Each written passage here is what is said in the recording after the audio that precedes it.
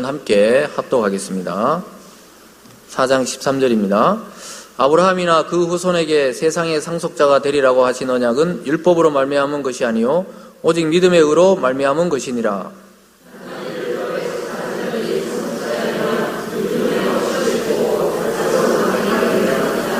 율법은 진노를 이루게 하나니 율법이 없는 곳에는 범법도 없느니라.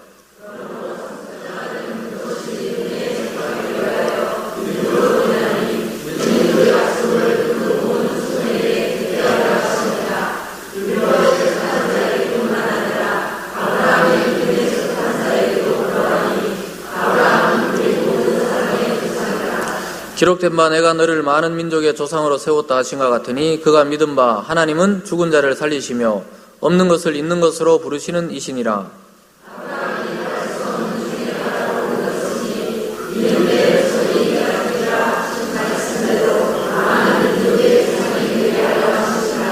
그가 백세나되어 자기 몸이 죽은 것 같고 사라의 태가 죽은 것 같음을 알고도 믿음이 약하여지지 아니하고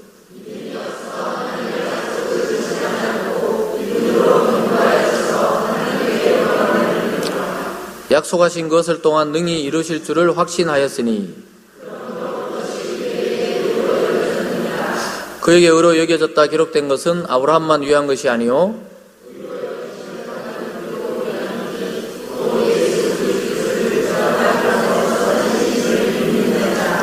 예수는 우리가 범죄한 것 때문에 내줌이 되고 또한 우리를 의롭다 하시기 위하여 살아나셨느니라. 아멘.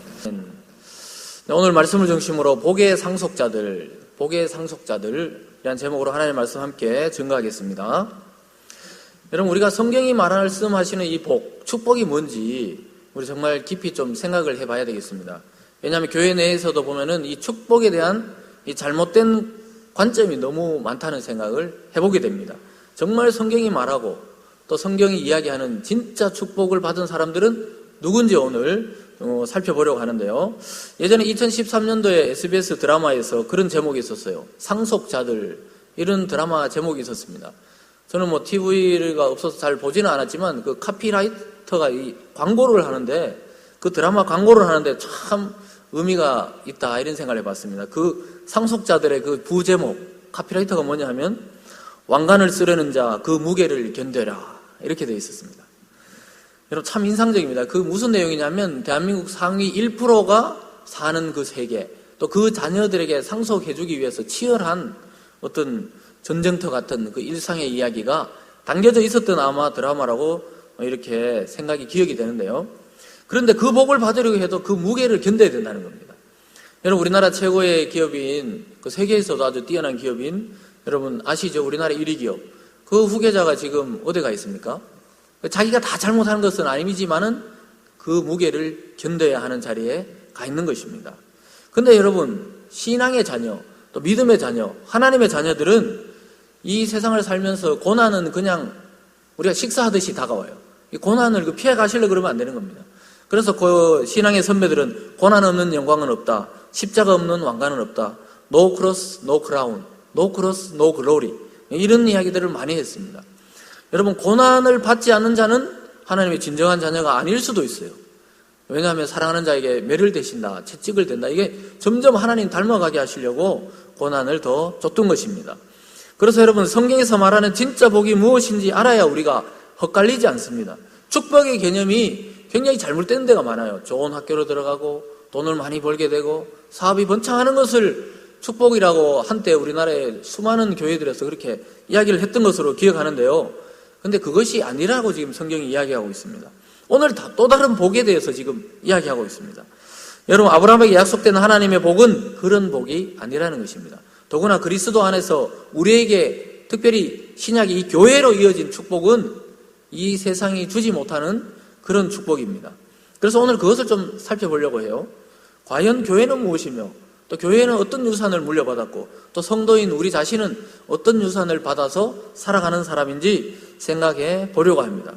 그래서 과연 나는 어떤 위치에 서 있는가? 우리가 믿는 이 믿음하는 이 믿음의 효력이 도대체 어느 정도인지 오늘 본문을 통해서 살펴보겠습니다. 오늘 첫 번째로 보면 종은 상속자가 될 수 없다고 지금 말씀하고 있습니다. 여러분, 종의 신앙, 율법의 신앙으로는 절대로 하나님의 자녀가 될 수 없다고 지금 사도 바울이 이야기하고 있습니다. 조금 전에 말씀드린 것처럼 이 대기업의 그 오너들이 자기 자녀들에게 어떻게든 상속을 하려고 그 경영권 방어 차원에서 어떻게 했다 뭐 이런 이야기 많이 하는데요. 그래서 상속하기 위해서 엄청난 노력을 기울입니다. 수많은 변호사들을 동원해서 그 편법이 되지 않도록 이걸 잘 하려고 후계 구도를 짭니다. 그래서 여러분, 아무리 유능한 CEO, 아무리 유능한 임원이라도 기업 전체를 좌우할 만한 주식을 물려주는 것은 바로 그 임원들이 아니고 자기 자녀들에게 기업 총수들이 대부분이 물려줍니다. 그래서 대부분 그 재산을 물려받는 상속자는 자녀입니다. 자녀. 때로는 그 자녀들과 결혼한 배우자가 또 일부분의 그 주식을 물려받습니다. 여러분, 대기업뿐만 아닙니다. 우리 개인의 재산도 마찬가지예요. 요즘은 아들과 딸, 장남과 차남의 차이가 없습니다. 예전은 무조건 장남의 우선권이 있고 이랬는데 요즘에는 법적으로 그냥 전부, 아니면 포기하려면 포기를 해야 다른 자녀에게 상속이 되는 것입니다. 그래서 여러분, 이 복잡해요. 재산을 만약에 물려주려면은 똑같이 물려주는데 막 포기해야 되고 또 안 받으려면 안 받는다고 해야 되고 이걸 다 받아서 이렇게 자녀에게 재산을 물려줄 수가 있는 것입니다. 여러분, 바울은 율법의 한계를 오늘 본문에서 밝히면서 율법에 속한 자들이 절대로 상속자가 될 수 없다고 말합니다. 반듯한 종교인은 될 수 있지만 절대로 여러분, 이 종이 주인의 자녀가 될 수 없는 것과 같은 것입니다. 그래서 믿음의 의로 상속받는다 이렇게 말하는데요. 예를 들어 율법을 종으로 비유하자면 믿음의 아들을 자녀라고 이야기하는 거예요. 그 믿음으로 구원받은 자를 자녀라 그래요. 그 종으로, 율법으로 사는 자는 끝까지 종으로 살아요. 여러분, 뛰어난 종이 양자가 되어서 정상적으로 법적 권한이 생기면 몰라도 그 전에는, 양자가 되기 전에는 종은 유산을 물려받을 수 없습니다. 여러분 스스로 생각해 보세요. 내가 지금 종으로 살고 있는지, 하나님의 자녀된 신분으로 정말 이 세상을 살아가는지 깊이 생각해 볼 문제입니다. 물론 우리가 어떤 일이 주어졌을 때 정말 종처럼 성실하게 열심히 주님의 일에 헌신하는 건 필요하지만 진짜 속에 들어있는 마인드가 종이면 안 돼요. 우리는 하나님의 자녀입니다. 여러분, 율법과 믿음의 관계가 바로 이런 것입니다. 만약 율법으로 아브라함의 복을 상속받을 수 있다면 믿음은 헛것이다. 오늘 바울이 그렇게 이야기하고 있습니다. 그리고 하나님도 거짓말하는 것이 되어버린다. 하나님의 약속도 거짓말이 된다. 이렇게 말합니다.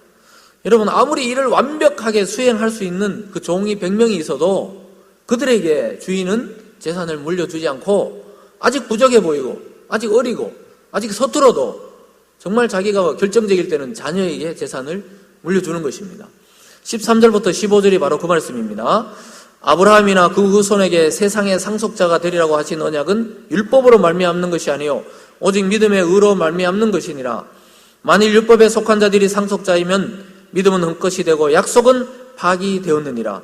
율법은 진노를 이루게 하나니 율법이 없는 곳에는 범법도 없느니라.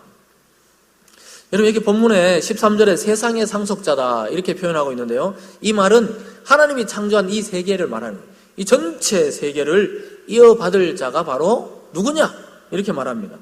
이것은 바로 주님 안에서 하나님의 자녀가 된 사람들에게 주어지는 유산이라고 말씀하고 있습니다.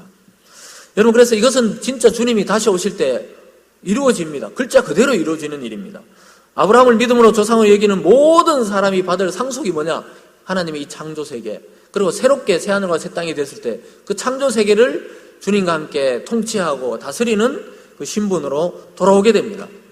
여러분, 이런 상속자들은 종의 법인 율법이 아니고 아들을 믿는 그 믿음의 법, 믿음의 의로 가능하다고 오늘 본문이 말씀하고 있습니다. 여러분, 바울은 유대인들에게 이 점을 설명하고 있습니다. 그래서 결국 율법은 나쁜 것이 아니지만 주님께로 인도하는 길잡이가 되는 뿐이지 그것 자체가 구원을 시킬 수는 없다고 이야기하고 있습니다. 그래서 심판이 있다. 율법을 지키지 않으면 심판받는다. 멸망받는다. 이렇게 심판에 대해서 경고하지만 그 심판을 피할 길을 줄 수 없는 것이 바로 율법입니다. 오직 심판을 피할 수 있는 것은 그리스도 안에 믿음이 바로 그 피하는 길입니다. 여러분, 그래서 율법에 속한 종이 상속자라면 우리가 지금 이 믿음 이렇게 이야기하는 것은 아무 소용이 없다는 것입니다. 그리고 일생 어리석은 짓만 하는 거예요.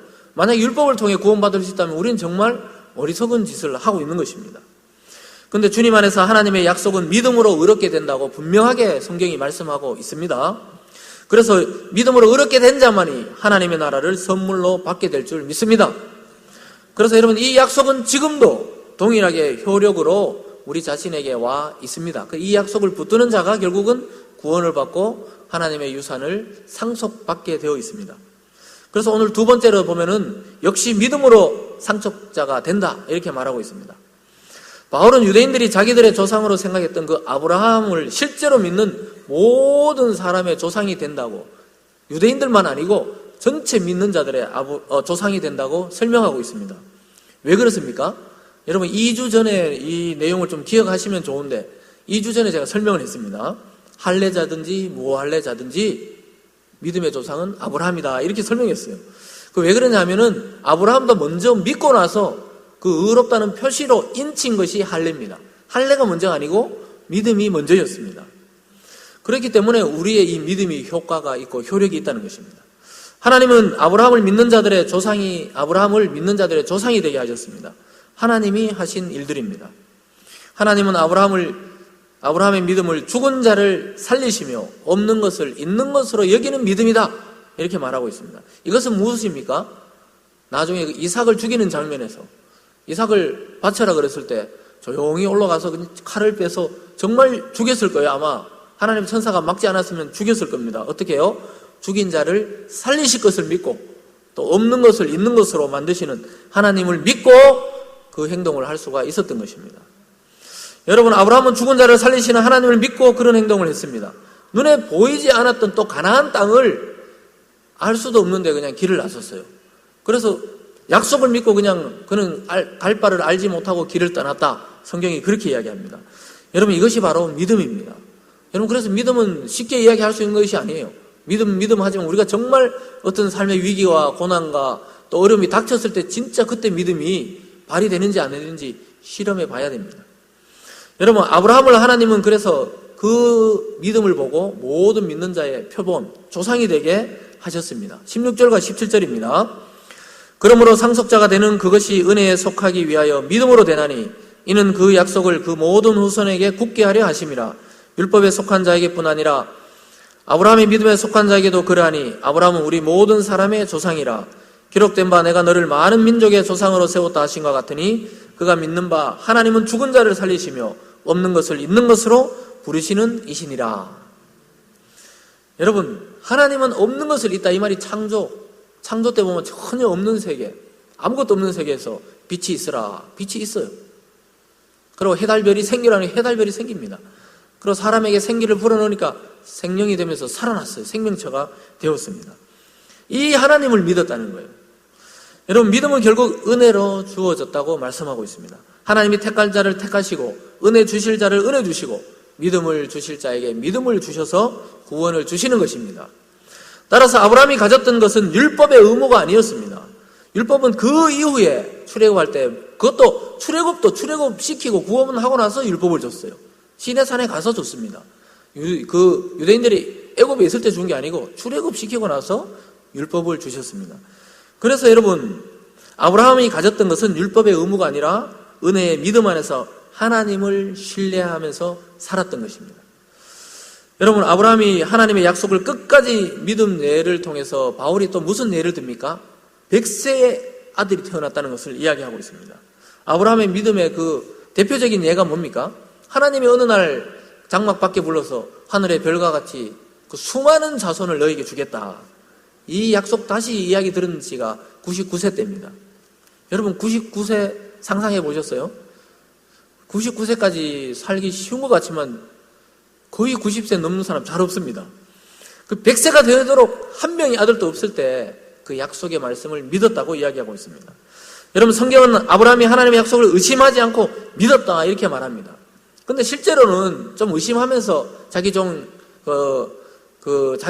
또 양자로 삼으려고 그러고 또 이스마엘을 또 후계자로 삼으려고 그랬는데 하나님이 아니라 그랬어요. 그 아니라 그럴 때마다 아브라함은 포기했습니다. 만약에 자기 종이 그 아니라 그러니까 빨리 포기했어요. 그리고 하나님 또 믿습니다 하고 또 믿었어요. 또 이스마엘 아니라니까 또 아니라고 포기했습니다. 그리고는 끝까지 그냥 하나님이 주실 것이라고 믿고 100세의 애를 가지게 됩니다. 18절부터 22절이 그 내용입니다. 아브라함이 바랄 수 없는 중에 바라고 믿었으니 이는 내 후손이 이 같으리라 하신 말씀대로 많은 민족의 조상이 되게 하려 하심이라. 그가 백세나 되어 자기 몸이 죽은 것 같고 사라의 태가 죽은 것 같음을 알고도 믿음이 약하여지지 아니하고 믿음이 없어 하나님의 약속을 의심하지 않고 믿음으로 견고하여져서 하나님께 영광을 돌리며 약속하신 것을 또한 능히 이루실 줄을 확신하였으니 그러므로 그것이 그에게 의로 여겨졌느니라. 여러분, 태가 죽었다 이 말은 더 이상 경수가 나오지 않는다는 거예요. 마찬가지입니다. 본인 자신도 그렇고 사라도 그렇고 태가 죽었다는 거예요. 근데 믿음으로 어느 날 하나님의 그 역사하심으로 창조의 능력으로 애를 가질 수 있는 태로 변화된 겁니다. 그래서 새롭게 하나님 창조하셔서 애가 태어난 거예요. 믿습니까, 여러분? 이 하나님이 살리신 거라고요. 여러분, 아브라함의 믿음의 증거로 바울은 하나님의 약속의 말씀을 붙드는 그 장면을 이야기하고 있습니다. 여러분, 여기서 기적의 하나님이 아니에요. 체험의 하나님이 아닙니다. 자기 경험의 하나님이 아니에요. 말씀하시는 하나님을 믿었다고 바울이 정확하게 증거하고 있습니다. 그 말씀하신 하나님이 자기의 그 말씀 자체를 하나님 스스로 이루어 가신 일이 바로 아브라함의 그 생애입니다. 여러분, 그와 같이 그리스도 안에 하나님의 약속이 우리를 통해서 하나님이 우리를 이루어 가신다는 것을 여러분 믿으시기 바랍니다. 굉장히 어려운 말 같지만 우리가 하는 게 아니라는 거예요. 하나님이 다듬고 빚고 해서 믿음의 자녀로 지금 계속 만들어가고 있다는 것입니다. 그래서 여러분, 자기는 100세가 되었고 사람도 90이 다 되었는데 이제 할머니 할아버지가 되어서 도저히 살 소망도 없을 텐데 아이를 주셨습니다. 생물학적으로는 임신이 불가능한데 하나님이 된다면 된다는 것을 믿었어요. 이런 사람 또 누가 있습니까? 노아가 있습니다. 노아. 그 당시까지 그 홍수가 날 때까지 그런 홍수는 성경 역사에 한 번도 없었어요. 처음이었어요. 역사상 처음 홍수가 있다 그러니까 사람들 절대로 안 믿습니다. 그리고 그 기간이 120년이었으니까 아무도 안 믿어요. 그러나 그 말씀에 의지해서 120년 동안 사는 사람은 다 이렇게 생각했어요. 미쳤다고 이야기했어요. 홍수가 어디 있냐? 이 지구가 어떻게 망하느냐? 그러나 결국 120년 되고 하나님의 약속의 시간이 되었을 때 하나님의 심판이 시작되었습니다. 구원받은 자는 노아의 가족 8명밖에 없었어요. 여러분, 주님은 반드시 다시 오십니다. 성경대로 이루어지게 되어 있습니다. 이걸 좀 어떻게 막 풀어보려고 그러는데 풀 수가 없어요. 그냥 하나님이 오신다면 오는 거예요. 새하늘과 새 땅이 다시 한다면 다시 도래하는 것입니다. 우리는 그것을 믿는 믿음으로 나가야 될 줄 믿습니다. 여러분, 이성으로는 못 믿죠. 그런데 성경에 그래서 쓰여져 있으면 그걸 믿으시면 돼요. 자기의 그 이성과 해석을 믿지 말고 말씀을 믿으시면 되는 것입니다. 여러분, 그래서 하나님을 믿는 믿음이 아브라함을 구원한 것이지 아브라함의 그 의로운 행동이 자기를 구원한 것이 아니라는 것입니다. 그가 한 어떤 행동도 하나 구원시킬 수 없는 행동이었습니다. 오직 그가 믿은 하나님이 아브라함을 구원하고 약속을 성취하셨습니다. 마찬가지입니다. 우리가 믿는 그 하나님이 우리를 구원하시고 우리의 그 약속을 그리스도 안에 성취해 주시는 것입니다. 내가 만들어낸 신념을 믿음으로 착각하시면 안 돼요. 우리가 자꾸 신앙생활 하다 어떨 때는 막 결심이 강해지고 의지가 강해질 때가 있습니다. 그것을 믿음으로 착각해버리면 안 돼요. 그조차도 만약에 그 능력을 주시고 힘을 줬다면 하나님이 그 순간에 그 일을 하기 위해서 주신 줄 믿습니다. 그래서 우리는 철저하게 하나님 중심으로 또 말씀에 의지해서 살 필요가 있어요. 의존적일 필요가 있다는 것입니다.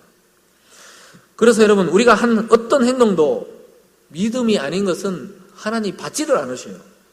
오직 하나님이 하시는 일들을 받아들이고 주님을 구원자로 믿는 그 믿음의 사람을 하나님이 받아들입니다. 여러분, 그래서 상속은 아들이 되면 받는 것이지 종이 노력한다고 받는 것이 아니에요. 철저하게 종이 돼봐야 소용이 없어요. 아들이 될 때 받는 것입니다. 여러분, 제가 가끔 이야기 듣는데 이 철도 레일이 있잖아요. 경부선, 호남선 비슷하게 가다가 천안쯤에 가면 갈라집니다. 그럼 갈라졌는데 목포 가는 걸 타고 부산 가기를 기다리면 안 된다는 거예요. 달라요, 가는 길이. 종과 아들의 길은 다릅니다. 그걸 유대인들이 못 깨달았어요. 철저하게 정확하게 율법을 지키려고 했지만 하나님 그걸 원하는 게 아니고 그리스도를 믿고 자녀되기를 원하셨던 것입니다. 그래서 종으로 아무리 섬겨도 유산을 상속받지 못해요. 일만 시큰하다 그냥 종으로 죽는 거예요. 하나님은 우리들을 주님 안에서 자녀로 아들로 부르셨다는 것을 확신하시기 바랍니다. 그래서 믿음으로 이 사실에 눈을 떠야 됩니다. 이미 하나님의 선언하셨습니다. 그런데 우리가 아직 실감을 못할 따름이에요. 법적으로 상속자가 되어 있으면서도 우리 스스로 아무리 생각해봐도 의심스러워요. 유산이 너무 어마어마해요. 너무 어마어마해요. 하늘나라를 주겠다 그러고 막 새하늘과 새 땅에 왕노릇 하겠다 그러니까 막 감이 안 와요. 지금 삶의 형편을 보면 내가 도대체 그렇게 될까 이런 감이 안 오는 거예요. 감각이 없어요. 그러나 여러분, 법적으로 사인이 끝났으면 이미 자기 재산이에요. 내가 쓰기 싫어도 내게 돼버렸어요. 믿습니까? 감이 안 오시죠? 항상 이런 얘기하면 뭔가 실망하는 표정도 있고 이런데 우리는 항상 100억을 갖다 줘야 이렇게 확신한다 이렇게 생각하시는데 안 볼 때, 안 믿어질 때 믿으시기 바랍니다. 여러분, 나는 아무것도 한 것이 없는데 이런 유산을 상속받아도 되는가? 실제적으로는 우리가 안 믿어지는 게 정상입니다. 정말 의아해요. 자기 자신을 돌아보면 돌아볼수록 죄밖에 없잖아요. 오늘 또 누구를 미워하고 오늘 또 근심 걱정하고 오늘 또 두려워하고 내가 예수님 믿는 거 맞나? 하나님 나라 있다는 건 맞나? 이럴 정도로 우리가 어떨 때는 근심 걱정 두려움에 빠져 있는데 하나님이 예수님 안에 사인했다는 거예요. 이미 언약이란 게 하나님도 이제 변개할 수 없을 그 언약을 그리스도 안에 우리에게 약속을 해 두셨습니다. 그래서 하나님 말씀 안에서 이 약속을 확신하시는 여러분 되시기 바랍니다. 그래서 우리는 또 다시 말씀을 오늘 들었지만 내일부터 또 흔들리고 깨어지고 넘어질지도 몰라요. 그렇지만 하나님의 영원한 약속은 파기되지 않습니다. 취소되지도 않습니다. 변하지도 않습니다. 이 약속의 믿음 안에서 우리는 상속자가 된 것입니다. 오늘 마지막으로 사도 바울은 이 교회에 이것이 상속되었다, 이것을 좀 알려주고 있습니다. 아브라함의 복이 예수 그리스도 안에서 교회로 상속되었다고 말씀하고 있습니다. 교회는 바로 성도 여러분 개개인입니다. 요즘에 우리가 새벽에 듣고 있어요. 계속 이 에베소서 말씀에 듣는데 교회는 바로 성도 여러분 자신이에요. 이 복이 여러분들에게로 또 공동체로 모일 때 예배 가운데 하나님이 이 복을 쏟아부어 주시는 것입니다. 여러분, 우리가 그리스도 안에 누리는 복이 과연 무엇입니까? 오늘 좀 깊이 생각해 보시기 바랍니다. 그냥 순간적으로 생각하고 지나가지 마시고요. 깊이 그리스도 안에서 아브라함이 가졌던 그 복이 우리에게 왔다는데 무슨 말인가? 좀 깊이 생각해 보시기 바랍니다. 땅의 약속, 또 자손의 약속, 이게 도대체 뭔가? 이게 그리스도 안에 나에게 왔다는데 이게 뭔가? 이걸 깨달아야 돼요. 여러분, 그래서 예수 그리스도 안에서 상속된 아브라함의 복의 실체는 바로 의롭게 여겨진다는 것이 그것이 복의 핵심입니다. 믿습니까? 우리는 전혀 죄인인데 하나님이 그리스도 안에 의롭게 하셨다. 이게 복의 핵심입니다. 이 복보다 더 큰 복은 없어요. 자녀된 복보다 더 큰 복은 없습니다. 죄인이 의롭다고 여겨져서 구원받는 믿음의 복을 말하는 것입니다. 이 세상이 말하는 재산과 자녀들의 무슨 대학 진학과 이런 축복과는 차원이 달라요. 영원한 지옥 자녀가 영원한 하나님의 자녀 됐다는 이 의로움, 이 구원, 이 믿음, 이것이 바로 복의 핵심입니다. 23절과 24절 말씀입니다. 그에게 의로 여겨졌다 기록된 것은 아브라함만 위한 것이 아니요 의로 여기심을 받을 우리도 위함이니 곧 예수 우리 주를 죽은 자 가운데서 살리신 이를 믿는 자니라. 여러분, 성도들은 철저하게 믿어야 돼요. 이 성경을 철저하게 믿어야 됩니다. 왜냐하면 죽은 예수님을 살리신 하나님이 나도 살리신다. 이것을 반드시 믿고 죽음을 맞이해야 돼요. 그렇게 살아가셔야 됩니다. 여러분, 그래서 죽기를 각오하고 일하셔도 괜찮아요. 주님 안에서 죽기를 각오하는 자는 살게 됩니다. 여러분, 우리도 주님처럼 다시 살리셔서 영원한 영광의 세계에 들어가게 하실 줄 믿습니다. 그래서 아브라함만이 아니라 믿는 우리도 그렇게 된다는 사실을 증명해 주려고 아브라함 이야기를 바울이 계속 이렇게 하고 있는 거예요. 14장 전체에 지금 4장 전체에 지금 아브라함 이야기를 하고 있는 것입니다. 그래서 여러분, 이 복을 받고 살아야 합니다. 이 복의 실체, 복의 그 진짜가 무슨 복인지를 깨달아야 됩니다. 내가 만들어낼 수 없는 복을 받아야지요. 내가 열심히 해서 버는 그런 돈 같은 것은 돈이 중요하지 않다는 게 아니에요. 중요하지만 그건 성실히 하면 버는 것이고 그렇게 할 수 있는 영역의 것인 하나님의 복이 아니라는 겁니다. 그것은 하나님이 그냥 덤으로 보너스로 주는 거예요. 날아다니는 새도 들에 핀 백합화도 하나님이 입히고 먹이는 것처럼 그런 것은 보너스고 진짜 복은 영원한 지옥 자녀가 천국의 자녀가 된 것입니다. 그래서 하나님으로부터 공급되는 능력으로 사는 사람들이 바로 성도들입니다. 주님께서 이 땅에 오셔서 수많은 능력으로 사람을 구원하고 치유하시고 가르치셨습니다. 죽을 수밖에 없는 그 생명들을 하나님이 영원한 생명으로 접붙임을 시켜주셨어요.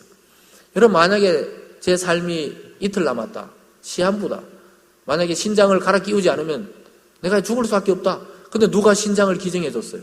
그러면 그 신장을 새로 얻어서 내가 또 몇십 년 더 살게 된다면, 여러분, 내일 죽을 줄 알았는데 영원히 살게 된 것을 믿는다면, 여러분, 이제 우리 인생을 어디에 투자해야 되는지 좀 깊이 생각하셔야 돼요.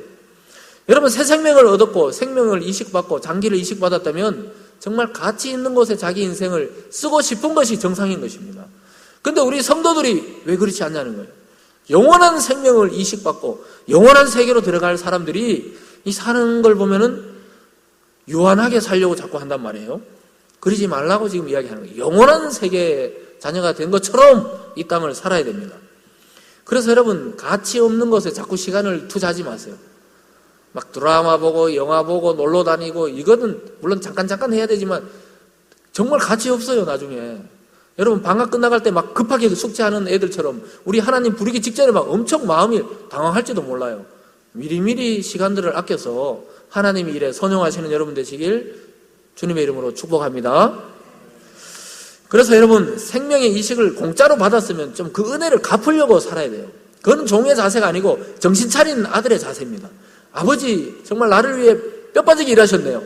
제가 이제 아버지 모시겠습니다. 이건 정상적인 거예요. 종의 자세가 아니고 정말 그때 되면 종들보다 더 열심히 일해요. 왜냐?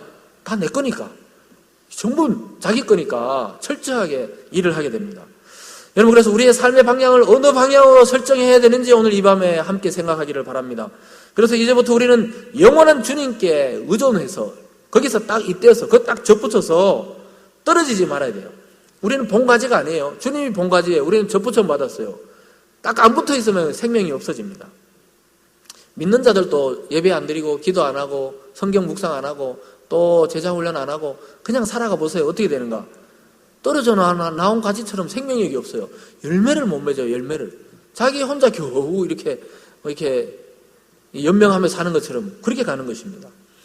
여러분, 바울은 우리가 이러한 복을 받아 누리게 된 근거를 마지막으로 제시합니다. 그것은 바로 예수 그리스도다, 이렇게 얘기합니다. 복음의 핵심을 말하고 있습니다. 이 죄의 값을 감당한 사람이 있다. 그것 때문에 우리 전체가 살게 되었다, 이렇게 말합니다. 바로 그것은 주님의 죽으심입니다. 여러분, 믿는 모든 사람의 죄값을 치르시려고 주님이 죽으셨다는 거예요. 예를 들어서 여러분, 우리가 학교 다닐 때나 요즘에도 그렇죠. 교회에서 막 단체로 영화 관람 갈 때 보면 교회에서 그냥 단체로 결제해 드립니다. 또 우리 막 경로 어른들 모시고 여행 가면 어떻습니까? 동물원 같은 데 들어가면 단체로 표를 끊잖아요. 20명 딱 끊으면은 내가 돈 낼 필요 없이 그냥 들어가면 돼요. 눈치 볼 필요 없어요. 그냥 숫자만 이렇게 헤아리고 다 들어갑니다. 그런 것처럼 주님이 이미 2000년 전에 오셔서 값을 다 치르신 줄 믿습니다. 그 단체로 그냥 누구든지 예수 믿으면 천국 오라고, 또 하나님 그 티켓을 이미 단체로 다 끊어 놓으셨습니다. 그냥 들어가면 됩니다. 그런데 이렇게 쉬워 보이는데 전하면 아무도 안 들어요. 진짜 마음이 강팍해요. 요즘에는 구원받으세요, 참 예수님 믿고 기쁨을 누리세요 해도 됐습니다. 그리고 지나가는 사람이 굉장히 많아요. 여러분, 주님의 죽으심은 오고 오는 모든 사람의 죄값보다 크기 때문에 단체로 우리는 다 들어갈 수 있어요. 예수님 이름 되면 다 들어갑니다. 여러분, 우리는 그 복을 받아 누리는 것입니다. 여러분, 우리의 죄를 처리하셨을 뿐만 아니라 주님은 완전하게 하셨습니다. 우리가 딱 죽고 영화롭게 될 때 완전하게 하십니다. 그리고 다시 주님 오실 때 새로운 부활의 몸으로 입을 때는 이 몸이 아니에요. 이 몸이 아니라고요. 너무 관리하지 마세요. 자연스럽게 노화됐다가 그냥 주님 부르심을 받아야 되지, 너무 관리하지 막 깎고 칠하고 이러지 마시고 그냥 자연스럽게 주님 안에서 삶을 누리다가 영화롭게 될 때 완전한 몸이 되어야 됩니다.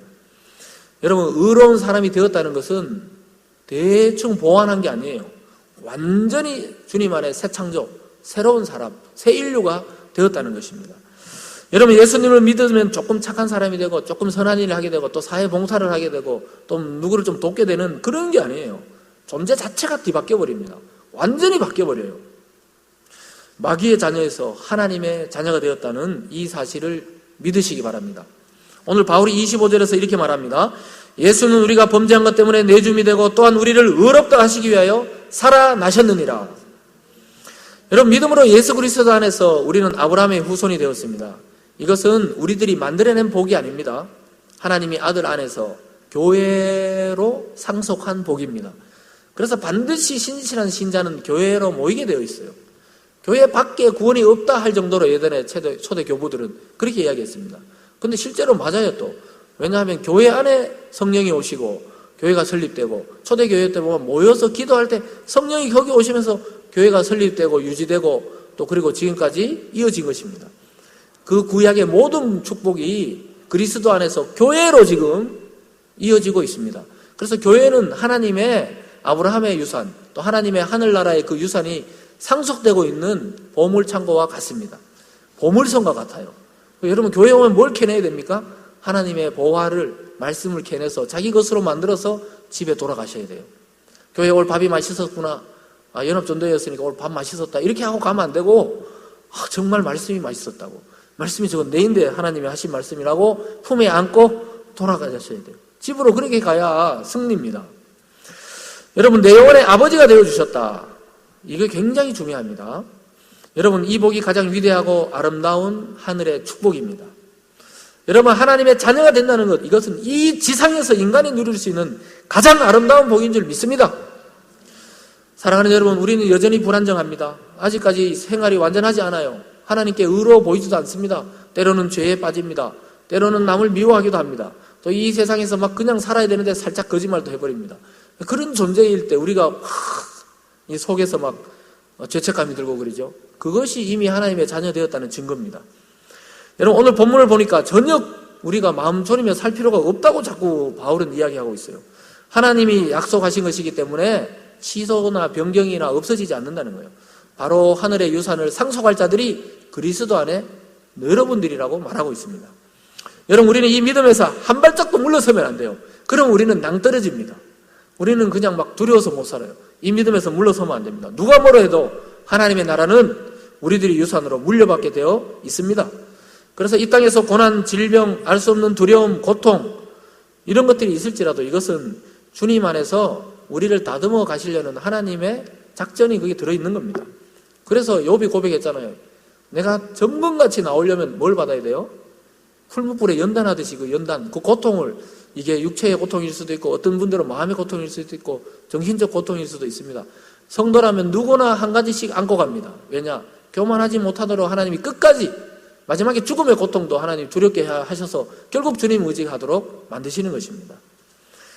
그래서 여러분 고난이나 고통을 너무 불편하게만 생각하지 마세요. 그걸 잘 이렇게 관리하고 또 주님 앞에 기도하면서 가까워지는 계기로 삼아야 합니다. 그래서 여러분의 그 신분의 위치를 잊지 마세요. 절대 기죽지 마세요. 자존감을 너무 떨어뜨리지 마세요. 이 세상의 잠깐의 안락과 이 하나님의 어마어마한 축복을 바꾸지 마시기 바랍니다. 그래서 여러분 자신을 돌아보면 흔들립니다. 주님을 바라보셔야 돼요. 말씀을 바라보셔야 됩니다. 하나님을 바라보셔야 됩니다. 그리고 이 세상 전체를 우리에게 주겠다고 약속한 하나님의 그 말씀을 믿어야 됩니다. 여러분 그래서 눈에 보이지 않는 세계가 바로 우리 눈앞에 지금 와 있습니다. 하나님의 축복의 세계가 지금 성령을 통해 우리 눈앞에 와 있습니다. 그 나라의 복과 능력을 가져와야 돼요. 그것은 말씀 듣고 기도하는 방법밖에 없어요. 이 세상에는 아무런 방법이 없습니다. 오직 교회에 와야 가르쳐줘요. 하나님의 말씀을 듣고 기도할 때 은혜가 쏟아집니다. 그래서 여러분 그 복을 맛보면서 이 세상의 시시한 것들에 너무 눈을 두지 마세요. 근데 깊이 하나님을 경험하잖아요. 그러면 세상이 좀 시시해지는 게 정상입니다. 존중하기는 하지만 시시해져야 정상이에요. 여러분 오직 말씀으로만 열리는 세계입니다. 하늘나라의 세계는 말씀의 키를 가지고 열어야 돼요. 다른 방법이 없어요. 기도만 갖고 안 돼요. 말씀을 듣고 정확하게 비밀번호를 눌러서 열 때 그 열리는 거예요. 그래서 우리가 항상 말씀 듣고 기도하고 말씀 듣고 기도하고 이걸 반복하잖아요. 수요일도 금요일도 또 주일도 말씀 듣고 기도하고 적용하고 그렇게 살아가는 것입니다. 그래서 성경 말씀을 진짜 믿을 때 그 세계는 활짝 열려버립니다. 갑자기 열려버려요. 다 믿어져요. 어느 날 성경 전체가 그냥 다 믿어져 버립니다. 내 것이 되기 시작합니다. 여러분 이 많은 진리의 보석들이 여러분의 것이 되기를 바랍니다. 그래서 하나님의 말씀이 결국 저와 여러분의 인생을 그리스도 안에 아름답게 그리고 행복하게 만들어 주실 줄 믿습니다. 우리 함께 말씀을 생각하시면서 기도하겠습니다. 하나님의 자녀로 나를 선택해 주시고 이 위대한 하늘의 축복을 주신 것을 잊어버리지 않게 해달라고 우리 기도해야 되겠습니다. 감사 감격하면서 하나님께 나가면서 이 은혜에 감격하면서 세상과 교회를 섬기는 자 되게 해달라고 우리 함께 기도하시고요. 우리 공동체를 위해서는 구역 모임이 이제 본격적으로 시작됐습니다. 여러분이 속한 구역을 위해서 기도해 주시고, 구역 리더를 위해서, 또 인도하시는 목사님을 위해서 기도해 주시고, 또 한 가지 더는 우리 요즘 최근에 조금 환우들이 좀 생겼어요. 여러분 환우들 기억나시는 구역의 환우들, 또는 감기로 좀 힘들어하는 우리 어른들 위해서 함께 기도하시겠습니다.